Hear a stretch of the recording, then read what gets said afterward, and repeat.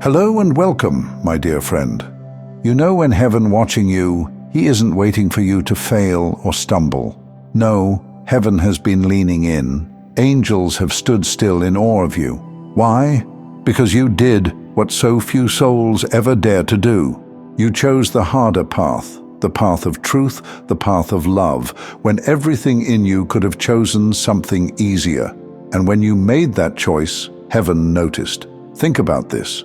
We've been heard that even angels long to look into the mysteries of God's work in humanity. You are that mystery. Your life has been unfolding in ways that even the heavenly hosts study with amazement. They saw you at your breaking point, and instead of collapsing into bitterness, you kept walking forward. They saw you in your silent sacrifices. Nights you cried in secret, mornings you rose when your body begged you to give up, and they couldn't help but stand in awe. It wasn't the loud, public victories that moved them. It was the private battles, the ones no one applauded, the ones you thought no one saw. But heaven did.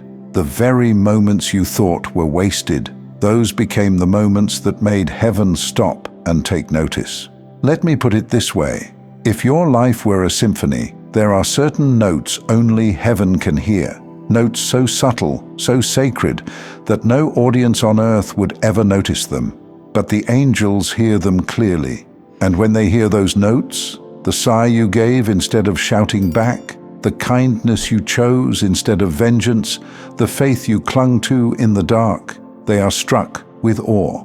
You see, anyone can sing when the stage lights are bright, but to keep your song alive in the midnight hours, that's rare. And that's why heaven was shocked by what you did.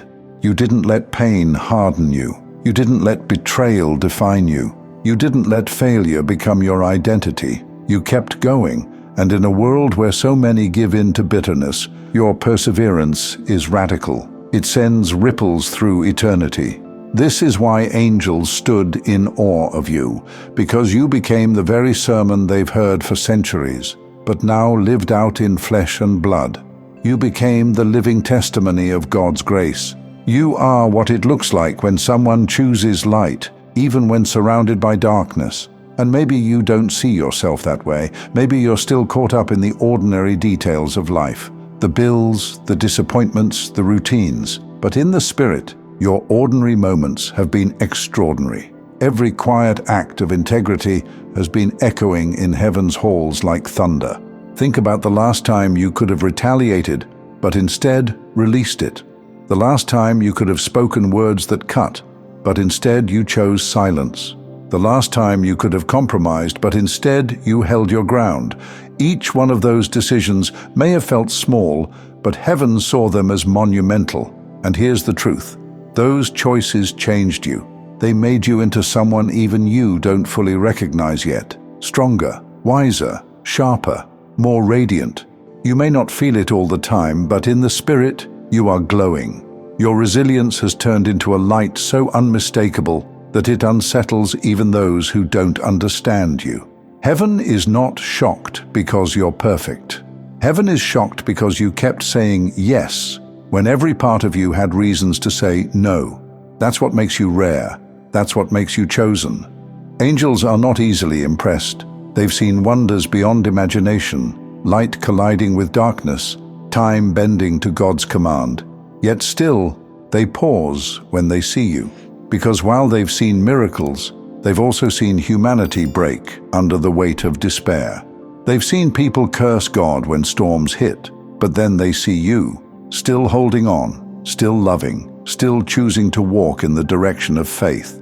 And that, my friend, is a miracle in itself. So don't underestimate what you've done. Don't minimize the weight of your obedience. Heaven has already recorded it. Heaven has already celebrated it. And soon the world will feel the results of it. This means the choices you made in silence are about to bring forth fruit in public. It means the integrity that felt invisible is about to become undeniable. You became a soul that refused to quit, a vessel that kept pouring even when empty, a fighter that carried scars and still chose peace. That is not ordinary. That is not overlooked. That is heavenly. My dear friend, Here is what you need to remember. You are already walking in a kind of blessing that cannot be taken back. God's hand has been on your life from the very beginning, and no matter how overlooked you felt, His love has never once loosened its grip on you. Sometimes we think blessings only arrive with noise, with sudden wealth, with applause, with open doors that everyone can see. But the truth is, you've been blessed all along. Every breath you still carry, every moment you didn't quit, every piece of light you held onto when darkness tried to take it from you, that was blessing. That was proof that God's love has never left you. It's easy to forget that, because the world trains us to measure blessings in visible ways. But God's blessings are often seeds before they are harvests. You've been walking with seeds of favor inside of you for years, and now the soil around you is shifting. The conditions are changing. What was hidden under the ground is about to push through the surface. One morning, and it may come sooner than you think, you're going to wake up and feel it.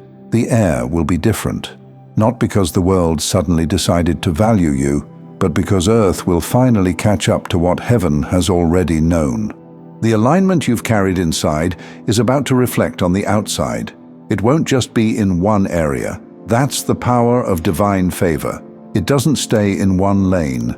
It begins to echo across dimensions of your life. Where you once felt pressed, you'll feel space. Where you once felt resistance, you'll feel ease. It doesn't mean life becomes free of challenges. It means the challenges no longer drain you the way they used to, because grace is carrying what once felt impossible. If you remain still a little longer than you used to, you will begin to see it. God's favor showing up in conversations you didn't expect, in opportunities that land in your hands without you having to fight for them, in the way peace starts filling rooms where you once only felt tension. That's not luck. That's not coincidence. That is the reward of endurance. That is the return on years of quiet obedience. And here's what's powerful. You don't have to chase it. You don't have to beg for it. Favor is not earned like wages. It is inherited like breath. You already carry it. You are already marked by it. But when that favor begins to show, it unsettles people. Don't be surprised when those who once ignored you now watch you closely. Don't be surprised if some can't explain why they feel something different when you walk into the room. What they're sensing is not just you, it's the weight of heaven's approval finally manifesting on earth. Because all the times they doubted you, all the times they dismissed you, all the times they assumed you were finished, they had no idea what God was doing underneath the surface. They saw delay, but heaven saw development.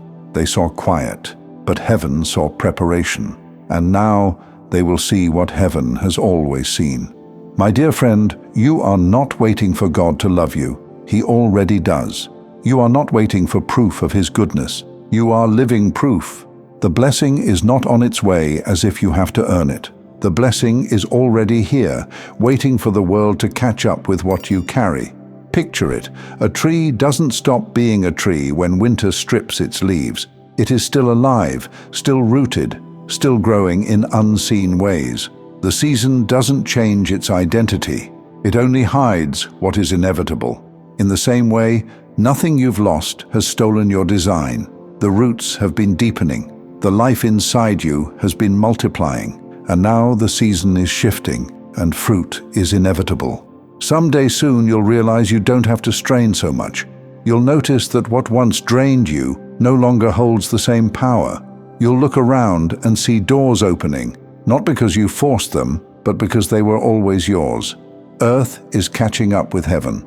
And when that moment comes, don't shrink from it. Don't second guess it. Receive it with confidence.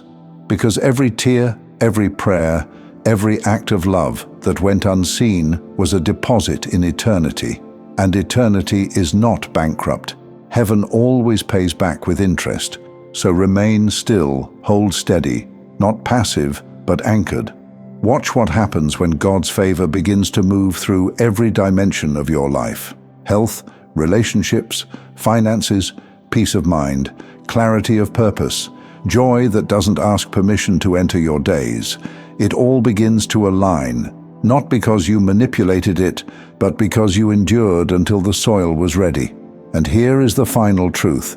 When you step into this season, you will not just feel different, you will be different, because God's love has been shaping you the whole time. My dear friend, that time is closer than you think. One day soon you will wake up and everything around you will feel different, because it won't just be you holding faith quietly inside anymore. It will be the world catching up with what heaven has declared about you all along. And when that happens, it won't just be your breakthrough. It will be heaven's confirmation, echoing into every corner of your life. You were blessed all along. You were loved all along. You were never forgotten. And before we finish, I want to share something with you. As a musician, I've started a second channel, Simplified Serenity, with soaking worship instrumentals for prayer, stillness, and deep rest. If you felt peace here today, take it with you into your own quiet time with God.